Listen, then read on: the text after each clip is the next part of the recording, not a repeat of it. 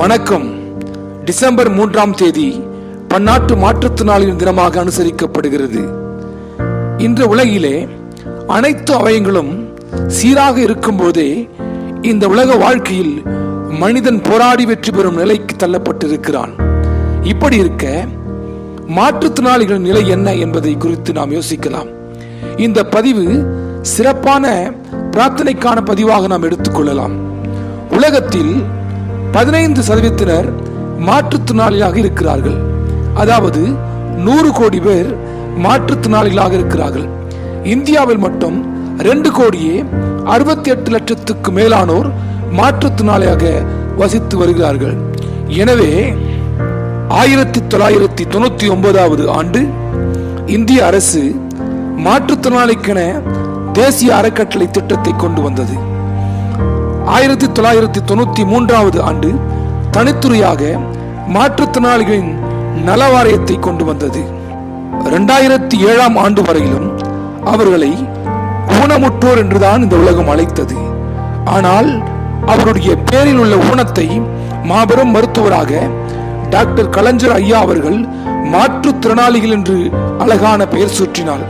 அதிலிருந்து அரசாங்க பதிவிலும் சரி வழக்கத்துக்கும் சரி மாற்றுத்திறனாளி என்றே இன்றைக்கும் அழைக்கப்படுகிறார்கள். அவர்களுக்கென்று 3% உள் ஒதுக்கீட்டை அரசு அவர்களுக்கு ஒதுக்கிற்று.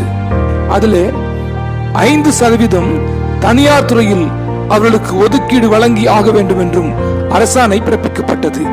இருப்பினும் பல நேரங்களில் இப்படி நடப்பதில்லை. ஆக மாற்றுத்திறனாளிகள் தங்கள் உரிமைகளையும் சலுகைகளையும் இழந்து போராட்டம் பண்ணி சிறைக்கு தள்ளப்படுகிறார்கள். 2017 ஏப்ரல் 19 மாற்றுத்திறனாளிக்கென்று உரிமை சட்டம் இயற்றப்பட்டது. அதிலிருந்து உரிமைகள் மற்றும் சலுகைகள் அதை குறித்த சட்டங்களை பின்வருமாறு கவனிக்கலாம். தமிழ்நாடு அரசு மாற்றுத்திறனாளிகள் என்று நலனுக்காக தனித்துறை ஒன்றை 1993 ஆண்டு உருவாக்கினது.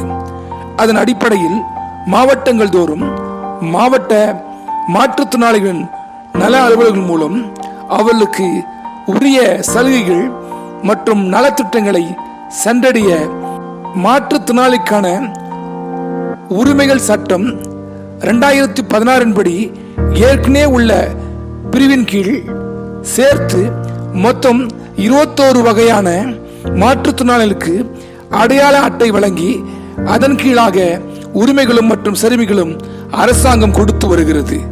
அதில் தேசிய அடையாள அட்டை பதிவு புத்தகம் வழங்குதல், ஆரம்ப நிலை பயிற்சி மையங்கள், சிறப்பு பள்ளிகள், மறுவாழ்வு இல்லங்கள், கல்வி உதவித்தொகை, வாசிப்பாளர் உதவித்தொகை, பராமரிப்பு உதவித்தொகை, சிறு தொழில்கள் மற்றும் பெட்டிக்கடை மானிய உதவித்தொகை, தேசிய ஊனமுற்றோர் நிதி மற்றும் வளர்ச்சி கழகத்தின் உதவியுடன் சுயதொழில் திட்டங்கள், வேலைவாய்ப்பு இல்லாத இளைஞர்களுக்கு வேலைவாய்ப்பு உருவாக்கும் திட்டங்கள், திருமண நிதி உதவி திட்டங்கள், பள்ளி இடை நிற்பவர்களுக்கு தவிர்ப்பதற்கான ஊக்கத்தொகை வழங்குதல் திட்டங்கள், காதுகாலார் சிறப்பு பள்ளியில் பணியாற்றும் சிறப்பு ஆசிரிய மக்களுக்கு மதிப்பூதியம் வழங்கும் திட்டங்கள், மனநோயாளிகள் மீட்பு திட்டங்கள், இலவச பேருந்து பயணம் சலுகை திட்டங்கள், நடமாடும் சிகிச்சை பிரிவு, மாற்றுத்திறனாளிக்கு தேவையான அடிப்படை உதவி உபகரணங்கள் வழங்குதல், நவீன உபகரணங்கள் வழங்குதல் என பல்வேறு உதவி திட்டங்களை அரசு அறிவித்து அதன்படி மாற்றுத்திறனாளிகளுக்கு உதவி வருகின்றது.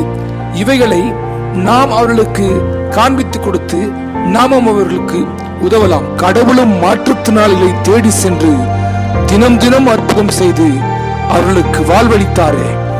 எனவே நம்மையும் கூட அப்படி செய்ய சொன்னாரே. அது நம்முடைய தலையாய கடமை அல்லவா?